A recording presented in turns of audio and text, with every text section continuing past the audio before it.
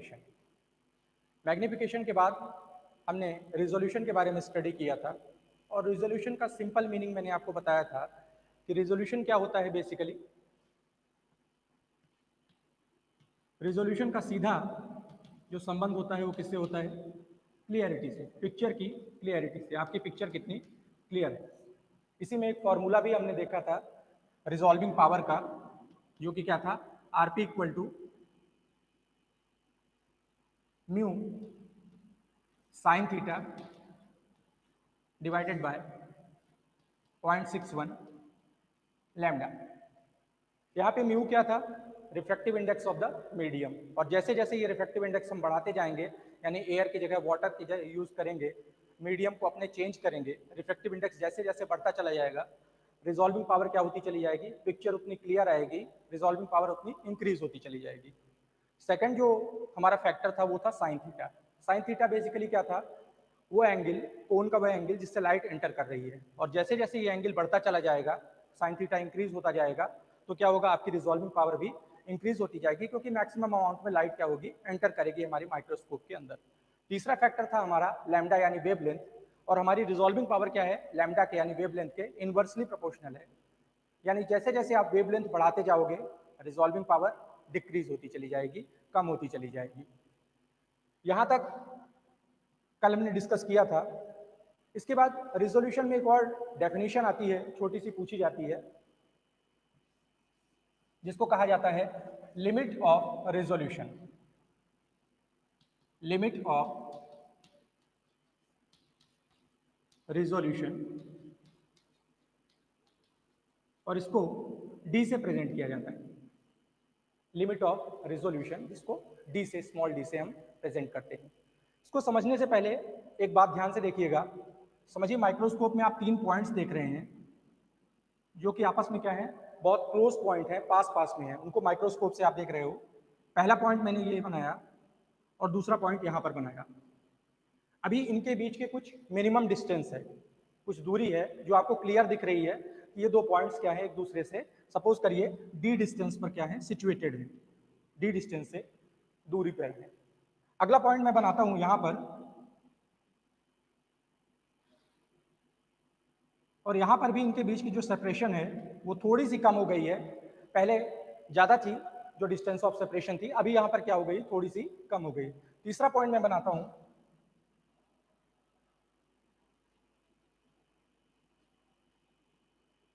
ऐसा, और यहाँ पे डिस्टेंस ऑफ सेपरेशन और कम हो गई है। अब अगर मैं आपसे पूछूं इन तीनों पॉइंट्स को देखने पर सबसे क्लियर किस पॉइंट, इन तीनों में से सबसे क्लियर जो डिस्टेंस ऑफ सेपरेशन दिख रही है वो किस पॉइंट पर दिख रही है? अगर यहाँ पर आप देखोगे तो दोनों पॉइंट्स क्या हैं? प्रॉपर डिस्टेंस पर सिचुएटेड हैं। यहाँ पर भी आप डिफरेंशिएट कर सकते हो 2 पॉइंट्स को, लेकिन उतनी डिस्टेंस नहीं है जितनी पहले वाले में है, और तीसरे वाले में तो लगभग क्या है? दोनों पॉइंट्स ओवरलैप हो चुके हैं। तो जो मिनिमम डिस्टेंस ऑफ सेपरेशन होती है, यानी 2 निकट बिंदुओं के बीच की जो सबसे न्यूनतम दूरी होती है, the minimum distance of separation between the 2 close point, 2 close point की, which can be easily observed with the help of microscope, जिसको हम माइक्रोस्कोप की सहायता से आसानी से अवलोकित कर सकते हैं। क्या बोला मैंने? 2 क्लोज पॉइंट्स के बीच की मिनिमम डिस्टेंस, 2 निकट बिंदुओं के बीच की सबसे छोटी दूरी, सबसे कम डिस्टेंस, जिसको हम माइक्रोस्कोप की हेल्प से आसानी से ऑब्जर्व कर सकते हैं, देख सकते हैं, वो क्या कहलाता है? लिमिट ऑफ रिजोल्यूशन कहलाता है। अगर लिखना चाहें तो लिख भी सकते हैं इसको। क्या बोला मैंने इसकी definition? Minimum distance of separation, minimum distance of separation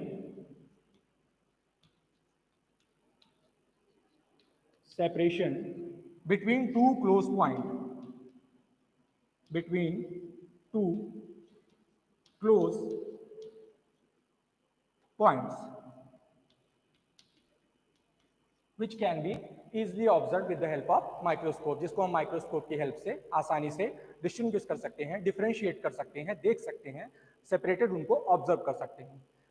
जितना अच्छा माइक्रोस्कोप होगा उतना अच्छा हमको क्या करेगा? 2 पॉइंट्स के बीच की दूरी को प्रॉपर दिखाएगा, यानी हम एक एक पॉइंट्स को आसानी से ऑब्जर्व कर सकेंगे, देख सकेंगे, उसका स्टडी कर सकेंगे। सपोज करिए बैक्टीरिया है, बैक्टीरिया के सरफेस पे जो अपेंडेजेस हैं जैसे पिलाई और फिमरी जिनको आप बोलते हो, उनके बीच की एक प्रॉपर डिस्टेंस आपको देखना है। वो आसानी से, अगर आपका माइक्रोस्कोप अच्छा है, उसकी रिजॉल्विंग पावर अगर अच्छी है, तो आप उन दो क्लोज पॉइंट्स के बीच की दूरी को, जो भी दो पॉइंट्स हैं उनके बीच की दूरी को आसानी से ऑब्जर्व कर सकते हो, देख सकते हो, उसकी क्लियरली स्टडी कर सकते हो।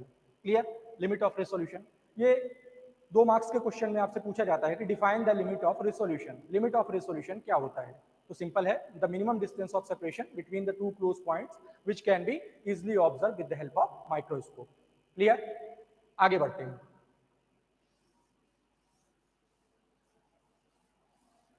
दो प्रॉपर्टी हमने माइक्रोस्कोप की देख ली है अच्छे से, पहली मैग्निफिकेशन और दूसरी रिजोल्यूशन। अब हम चलते हैं तीसरी प्रॉपर्टी के ऊपर, और तीसरी प्रॉपर्टी का नाम है कंट्रास्ट।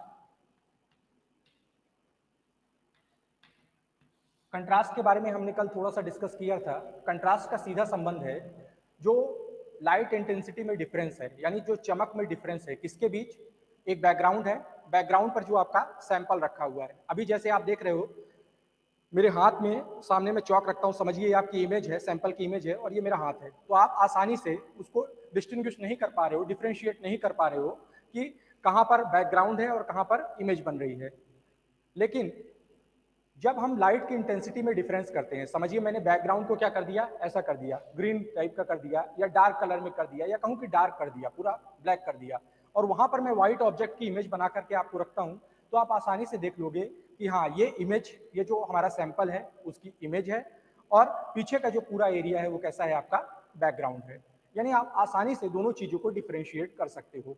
तो माइक्रोस्कोप की ये प्रॉपर्टी, जिसके थ्रू हम क्या कर सकते हैं, बैकग्राउंड और जो हमारा सैंपल है, और सैंपल से बनने वाली जो इमेज है, बेसिकली बैकग्राउंड और सैंपल से बनने वाली जो इमेज है, उनके बीच का आसानी से डिफ्रेंशिएशन किया जा सकता है, आसानी से उनको ऑब्जर्व किया जा सकता है क्लियरली अलग अलग, उसको हम क्या कहते हैं, कंट्रास्ट कहते हैं। अभी इस कंट्रास्ट को हम चेंज कर सकते हैं, यानी जैसा हमारा सैंपल है, समझिए आपका सैंपल कलरलेस सैंपल है, उस पर कोई भी कलर नहीं है। जैसे कुछ सैंपल कलर्ड होते हैं, समझिए क्लोरोफिल में कैसा है, ऑटोमेटिक उसमें ग्रीन कलर है जिसके अंदर प्रेजेंट है क्लोरोफिल। तो हमारे पास समझिए एक ऐसा सैंपल है जिसमें कलर नहीं है, कलरलेस सैंपल है। उसको जब हमने देखना चालू किया माइक्रोस्कोप से, तो क्या हम उसके बीच और उसकी इमेज के बीच और बैकग्राउंड की जो कलर बन रहा है, जो बैकग्राउंड की ब्राइटनेस है, उसके बीच डिफ्रेंशिएट कर पाएंगे? नहीं कर पाएंगे। क्यों? क्योंकि हमारा सैंपल भी कैसा है, व्हाइट कलर का है, मीन्स लगभग वो कलरलेस है, और जो हमारा बैकग्राउंड है वो भी कैसा बन रहा है, व्हाइट ही बन रहा है, ब्राइट ही बन रहा है। तो इस कंट्रास्ट को चेंज करने के लिए एक टेक्निक जो आपने पढ़ी होगी पिछले लास्ट ईयर में, माइक्रोबायोलॉजी में रहा होगा आपके, स्टेनिंग टेक्निक। स्टेनिंग में हम क्या करते हैं,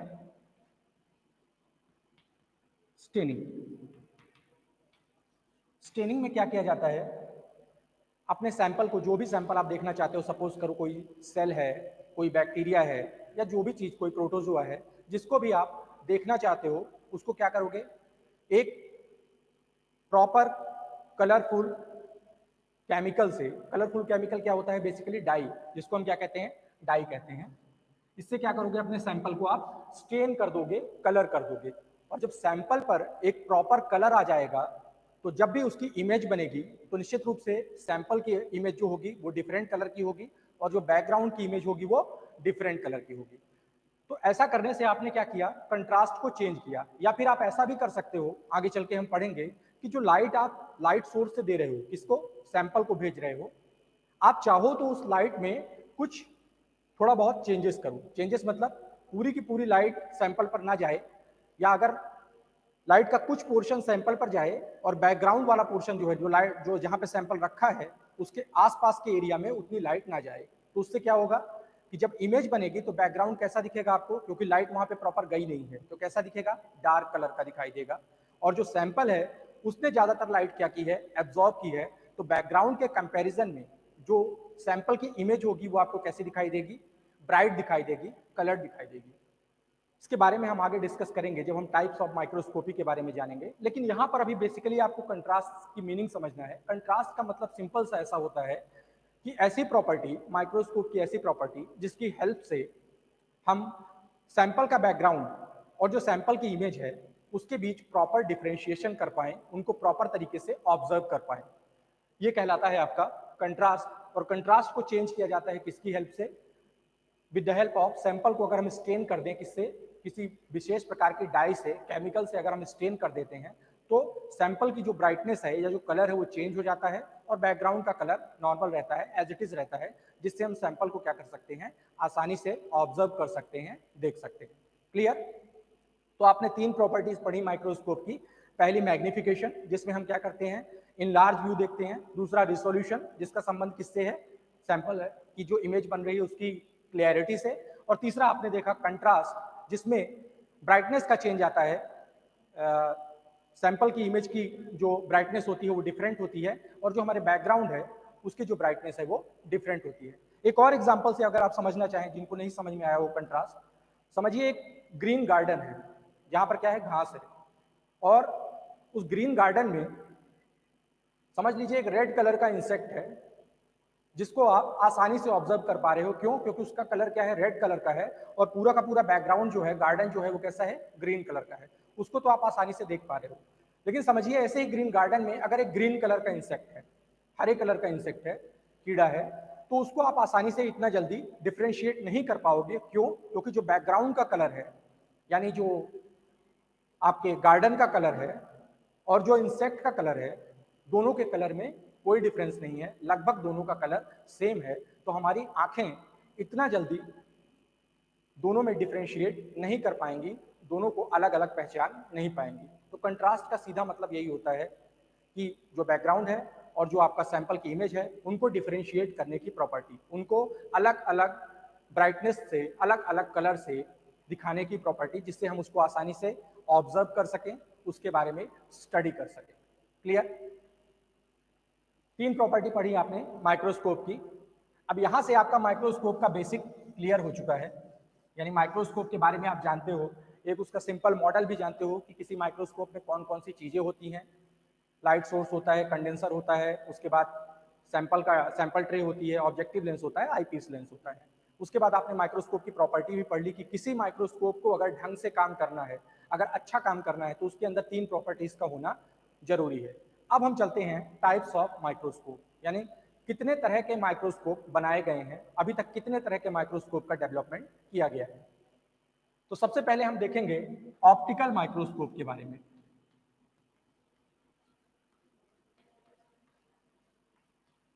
ऑप्टिकल माइक्रोस्कोप, देखिए ऑप्टिकल का मतलब क्या होता है, ऑप्टिक्स मीन सीधा मतलब होता है लाइट, ब्राइटनेस, जो लाइट होती है आपकी नेचुरल लाइट, सनलाइट जो भी कहें, लाइट। यानी यहाँ पर जो इल्यूमिनेशन का सोर्स है, इल्यूमिनेशन मतलब जो चमक का सोर्स है इन माइक्रोस्कोप, इसमें जो भी माइक्रोस्कोप आएंगे उसमें क्या होगा, इल्यूमिनेशन का सोर्स आपकी लाइट होगी।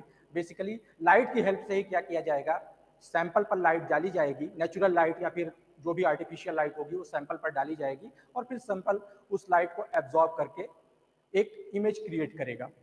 हेल्प किसकी हेल्प से, लेंस की हेल्प से। तो ऑप्टिकल माइक्रोस्कोप ऐसे माइक्रोस्कोप होते हैं जिनमें जो सोर्स ऑफ इल्यूमिनेशन होता है,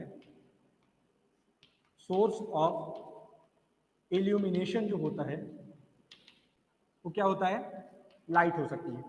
अब वो लाइट कैसी भी हो सकती है, नेचुरल लाइट हो या फिर आपकी आर्टिफिशियल लाइट हो, आप किसी लैंप का यूज कर रहे हैं या फिर नेचुरल लाइट का यूज कर रहे हैं। तो ऑप्टिकल माइक्रोस्कोप की कैटेगरी में ऐसे माइक्रोस्कोप आते हैं जिनमें सोर्स ऑफ इल्यूमिनेशन क्या होगा, आपका लाइट होगा। अब इसमें दो तरह के माइक्रोस्कोप मेन है, सबसे बेसिक जहां से हम पढ़ना स्टार्ट करते हैं। पहला कहलाता है आपका, फर्स्ट है bright field microscope, bright field microscope, और दूसरा होता है आपका सेकंड डार्क फील्ड माइक्रोस्कोप। ये दो तरह के माइक्रोस्कोप आपको पढ़ने हैं इसमें। पहला है ब्राइट फील्ड, दूसरा है डार्क फील्ड। ये बेसिक है, इसके बाद हम और भी दो माइक्रोस्कोप के बारे में देखेंगे इसी के अंदर, लेकिन पहले जो है वो कौन से हैं, ब्राइट फील्ड और दूसरा है डार्क फील्ड।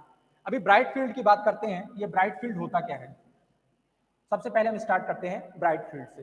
देखिए नाम से ही पता चल रहा है ब्राइट फील्ड, फील्ड का मतलब होता है बैकग्राउंड, जहां पर आपकी इमेज बन रही है सैंपल की, उसके पीछे का एरिया।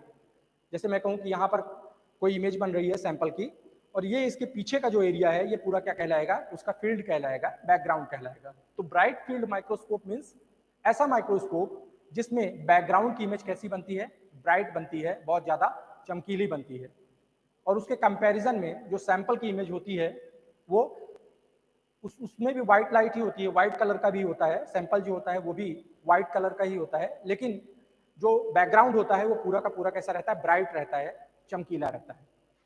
कैसे होता है बात करते हैं, देखते हैं इसकी फंक्शनिंग, इसकी वर्किंग की, कैसे काम करता है ब्राइट फील्ड माइक्रोस्कोपी। चलिए, बेसिक माइक्रोस्कोप है ये, और बेसिक माइक्रोस्कोप में आपको पता है कि क्या क्या चीजें होती हैं।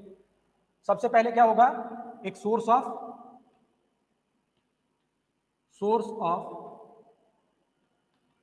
लाइट, जहां से लाइट क्या होगी, निकलेगी, सोर्स से लाइट क्या होगी, बाहर की तरफ जाएगी। उसके बाद लाइट किसके पास जाएगी, कंडेंसर लेंस के पास। कंडेंसर लेंस लाइट को क्या करेगा, फोकस करेगा। अभी तक तो ये आपको याद हो गया होगा, कंडेंसर लेंस क्या करेगा, लाइट को फोकस करेगा, किसके ऊपर, सैंपल के ऊपर। सैंपल से लाइट फिर कहाँ जाएगी, सैंपल कुछ लाइट को एब्जॉर्ब कर लेगा, और कुछ लाइट जो होगी सैंपल से डिफ्रेक्ट होकर के बाहर की तरफ निकलेगी, और वो पहुंचेगी हमारे किसके पास, ऑब्जेक्ट के पास जो लेंस रखा होता है, यानी ऑब्जेक्टिव लेंस। और अल्टीमेटली लाइट कहाँ जाएगी, फाइनली आईपीस लेंस के पास, eyepiece lens.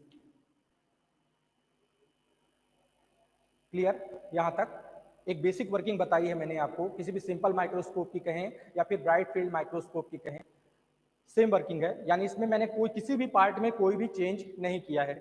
Source of light normal, condenser, condenser के बाद सैंपल, सैंपल के बाद ऑब्जेक्टिव लेंस, ऑब्जेक्टिव लेंस के बाद आईपीस लेंस, कोई भी मॉडिफिकेशन नहीं किया गया है। आगे देखेंगे आप, इन्हीं पार्ट्स में मैं कुछ ना कुछ मॉडिफिकेशन करूंगा, किस लिए, जिससे हमारी इमेज क्या हो, और क्लियर बने, हमको और अच्छी पिक्चर मिले, और जो हम सैंपल की स्टडी कर रहे हैं उसको और अच्छे तरीके से कर पाएं। ऐसे ही माइक्रोस्कोप को क्या करेंगे, आगे डेवलप करते चले जाएंगे। तो ये तो बेसिक माइक्रोस्कोप हो गया, ब्राइट फील्ड माइक्रोस्कोप।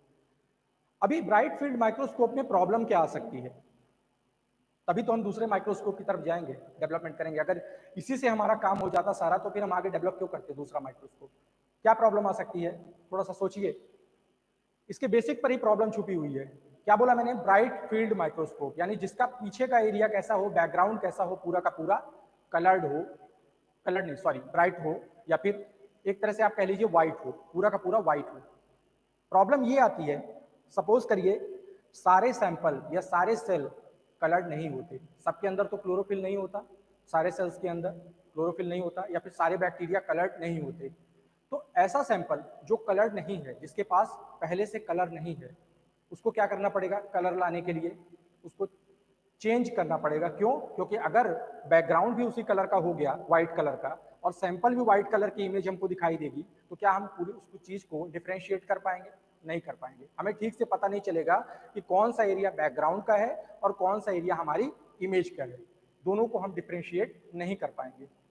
तो इसी के लिए अब यहाँ पे हमको क्या करना है, माइक्रोस्कोप की तीसरी प्रॉपर्टी पर जाना है, यानी क्या करना है, सैंपल का कंट्रास्ट बढ़ाना पड़ेगा।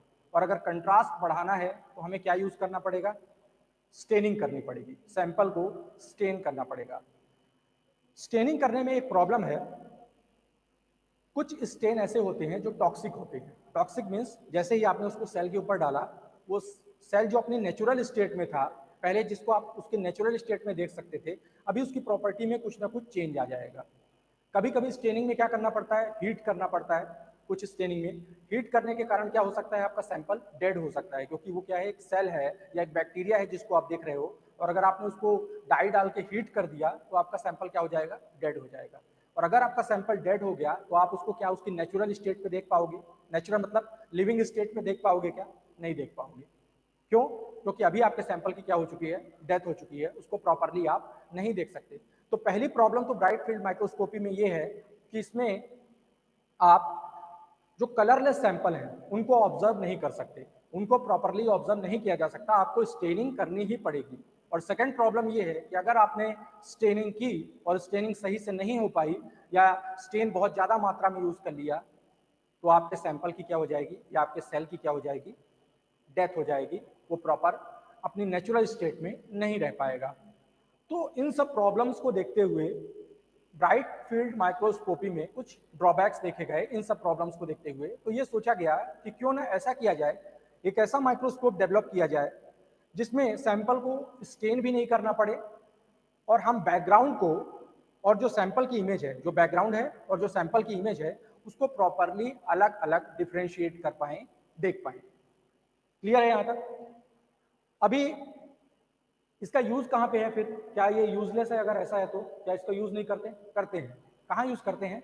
ऐसे सैंपल मॉलिक्यूल्स जिनमें कलर प्रेजेंट है, जिनमें ऑटोमेटिक कलर प्रेजेंट है, आपको कलरिंग नहीं करनी है, जैसे स्पायरोगायरा हो गया, या फिर कोई ऐसा ऑर्गेनिज्म जिसके अंदर क्या है, क्लोरोफिल प्रेजेंट है, पिगमेंट्स प्रेजेंट है, तो उनके पास उनका खुद का कलर पहले से प्रेजेंट है। और अगर कलर उनके पास पहले से प्रेजेंट है तो लाइट को एब्जॉर्ब करके एक कलर इमेज आपको क्रिएट करेंगे। बैकग्राउंड आपका कैसा रहेगा? ब्राइट फील्ड, यानी ब्राइट कलर का रहेगा, व्हाइट कलर का रहेगा कह सकते हैं। और जो सैंपल आपका दिखेगा वो कैसा दिखेगा? कलर्ड दिखेगा। तो बेसिक यूज के लिए इस माइक्रोस्कोप को आप यूज कर सकते हैं, और ऐसे सैंपल्स के लिए आप यूज कर सकते हो जो सैंपल पहले से ही क्या हो, कलर्ड हो, जिनमें नेचुरल पिगमेंट पहले से ही प्रेजेंट हो। पिगमेंट्स में जो कलर प्रोड्यूस करने वाला जो मॉलिक्यूल होता है वो उसमें पहले से ही ऑटोमेटिक नेचुरली प्रेजेंट हो, आपको स्टेनिंग नहीं करनी पड़े। क्लियर है यहाँ तक?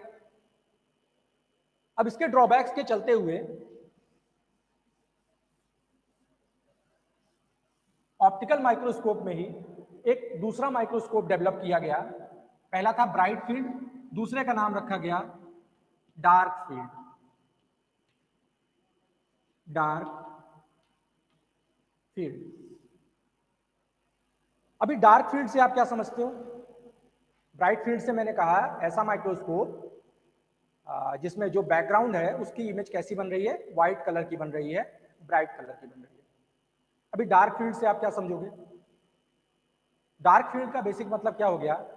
ऐसा माइक्रोस्कोप जिसमें बैकग्राउंड की इमेज कैसी बनेगी? डार्क बनेगी। फील्ड कैसा है आपका? डार्क है। और अगर आपको फील्ड को डार्क करना है तो आपको लाइट को क्या करना पड़ेगा?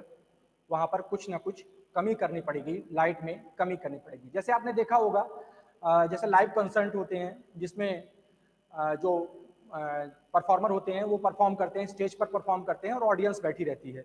तो क्या किया जाता है? चारों तरफ डार्क कर दिया जाता है, ऑडियंस डार्क में रहती है, और जो पूरी की पूरी लाइट होती है वो किस पर फोकस की जाती है? जो सामने परफॉर्म कर रहा है, जो भी डांसर है या सिंगर है जो सामने परफॉर्म कर रहा है, उस पर सारी की सारी लाइट को क्या किया जाता है? फोकस किया जाता है।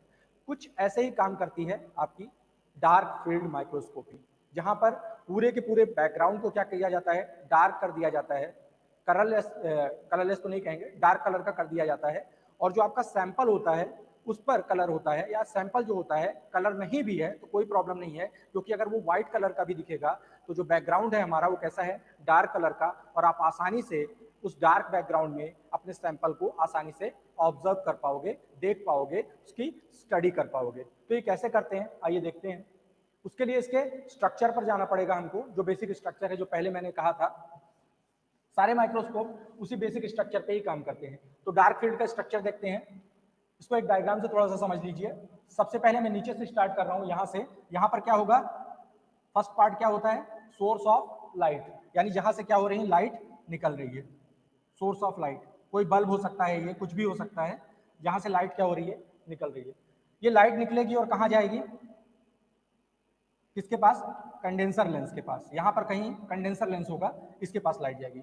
लेकिन अभी यहां पर क्या किया जाता है? बीच में एक डिस्क लगा दी जाती है। डिस्क मीन्स एक पट्टी है, समझ लीजिए, ऐसी डिस्क लगा दी मैंने। और इस डिस्क में क्या हो रहा है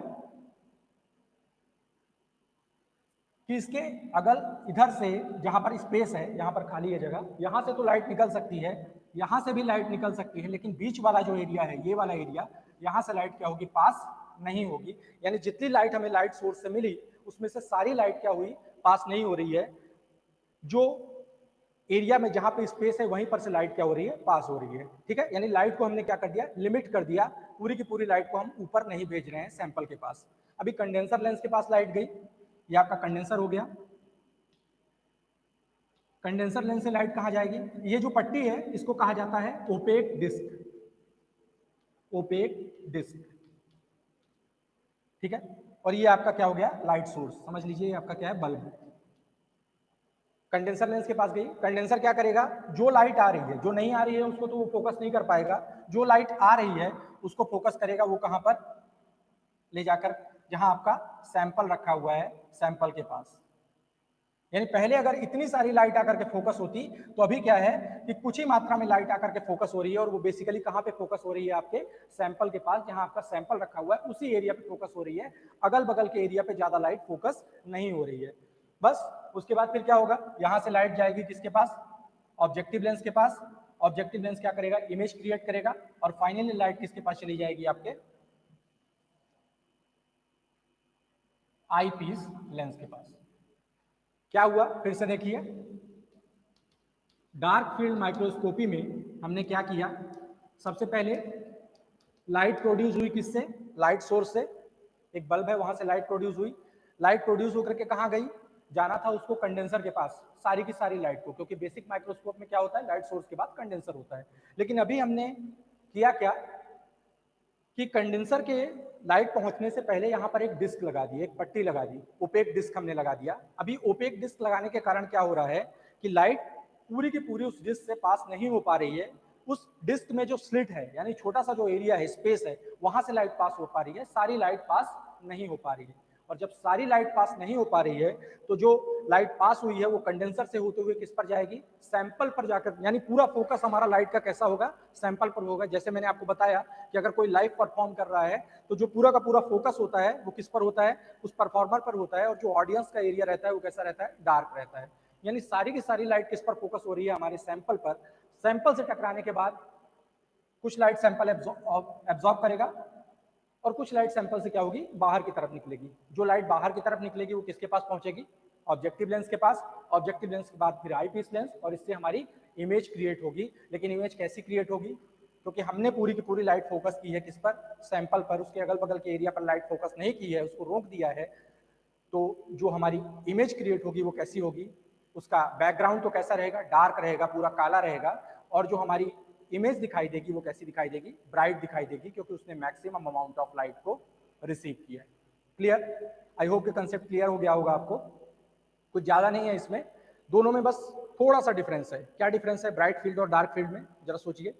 ब्राइट फील्ड में क्या होता है, जो बैकग्राउंड होता है वो कैसा रहता है, व्हाइट रहता है, ब्राइट रहता है। डार्क फील्ड में बैकग्राउंड कैसा रहता है, डार्क रहता है। क्या व्हाइट फील्ड में हम किसी भी ओपेक डिस्क का यूज करते हैं, मतलब ब्राइट फील्ड में हम किसी भी ऐसी डिस्क को लगाते हैं जो लाइट की अमाउंट को जाने से रिस्ट्रिक्ट करे, रोके, नहीं लगाते, सारी की सारी लाइट क्या होती है, पास होती है।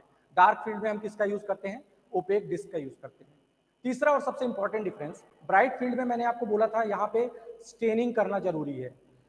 स्टेनिंग मीन्स सैंपल को कलर करना जरूरी है, लेकिन डार्क फील्ड में कोई जरूरत है क्या ऐसी स्टेनिंग करने की, कोई जरूरत नहीं। क्यों, क्योंकि ऑलरेडी अगर बैकग्राउंड आपका डार्क दिख रहा है तो सैंपल से लाइट जा भी रही है, और सैंपल अगर कलरलेस भी है तो इमेज आपकी कैसी बनेगी, व्हाइट बनेगी, कोई प्रॉब्लम नहीं। डार्क बैकग्राउंड में आप व्हाइट इमेज को आसानी से ऑब्जर्व कर सकते हो, देख सकते हो। तो तीसरा सबसे अच्छा फैक्टर इसका क्या हुआ कि इसमें हमको किसी भी तरह की स्टेनिंग की जरूरत नहीं होती। तीनों डिफरेंस क्लियर। अब इसका एप्लीकेशन क्या है डार्क फील्ड का, डार्क फील्ड का बेसिक एप्लीकेशन जो है सबसे बड़ा वो ये है कि किसी भी सैंपल के, सपोज करिए कोई बैक्टीरिया है, कोई भी बैक्टीरिया है, जैसे मैंने बताया इसके सरफेस पर क्या है, अपेंडेजेस, छोटे छोटे स्ट्रक्चर प्रेजेंट है, या कोई सेल है उसकी बाहर की सेल वाल है, या फिर कोई भी जो सैंपल आप देख रहे हो उसके एक्सटर्नल फीचर्स, यानी बाहर के स्ट्रक्चर जो है उसकी प्रॉपरली स्टडी के लिए, उसको प्रॉपर ऑब्जर्व करने के लिए आपको किसकी जरूरत पड़ती है, डार्क फील्ड माइक्रोस्कोपी की जरूरत पड़ती है। तो ये हो गया इसका एप्लीकेशन। आई होप क्लियर हो गया होगा आपको, ब्राइट फील्ड क्या होता है, डार्क फील्ड क्या होता है, दोनों माइक्रोस्कोप के बीच क्या डिफरेंस होता है, और दोनों का यूज और एप्लीकेशन क्या क्या होता है, दोनों के ड्रॉबैक्स क्या है। डार्क फील्ड का एक ड्रॉबैक्स है कि अभी हम क्या कर रहे हैं, लाइट को ही सोर्स ऑफ इल्यूमिनेशन की तरह यूज कर रहे हैं, यानी लाइट से ही क्या कर रहे हैं, अपने ऑब्जेक्ट को इल्यूमिनेट कर रहे हैं। तो प्रॉब्लम ये होती है, यहाँ पर प्रॉब्लम आती है रेजोल्यूशन की। चाहे डार्क फील्ड हो या ब्राइट फील्ड हो, दोनों की रेजोल्यूशन पावर बहुत कम होती है। और अगर रेजोल्यूशन पावर कम होगी तो आपको पता है कि इमेज आप कितनी भी बड़ी बना लो, लेकिन प्रॉब्लम कहाँ पर आएगी, इमेज की क्लियरिटी में। यानी पिक्चर की क्लियरिटी आपको नहीं मिलेगी, पिक्चर थोड़ी सी कैसी आएगी, ब्लर आएगी, उतनी क्लियर नहीं आ पाएगी। तो ये था हमारा आज का डिस्कशन किसके ऊपर? ब्राइट फील्ड माइक्रोस्कोपी और आपके डार्क फील्ड माइक्रोस्कोपी के ऊपर। इसके अलावा हमने लिमिट ऑफ रेजोल्यूशन के बारे में भी पढ़ा, थोड़ी सी कंट्रास्ट के बारे में भी जाना। अब नेक्स्ट लेक्चर में हम कल डिस्कस करेंगे फ्लोरेसेंस माइक्रोस्कोपी और फेज कंट्रास्ट माइक्रोस्कोपी के बारे में। Thank you students.